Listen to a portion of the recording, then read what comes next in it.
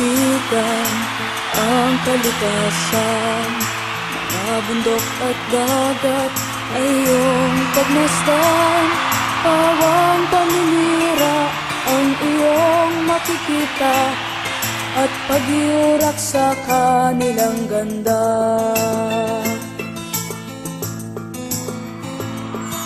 Ikaw na Pilipino, anong gagawin mo upang matigil ang paninirang ito? Huwag ipagwalang bahala ang inang kalikasan, pagkat ito'y ating kinabukasan.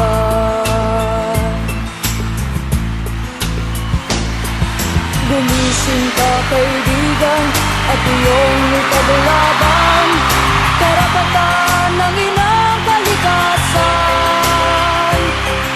Pigilan ang mga ganit na hayagan gumagahasa sa kabundukan.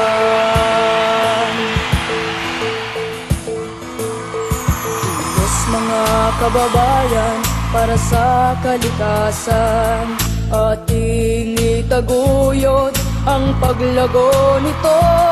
Huwag lasunin ang lupa, ang ilog at dagat, at ang hangin ating nilalanghap. Pagmuklurin, isigaw ang adikait damdamin. Kalikasa'y ipagtanggol, katumbas man ay buhay. Mabuwal man ang isa'y may usbong pang-iba. Ipaglaban ang inang kalikasan.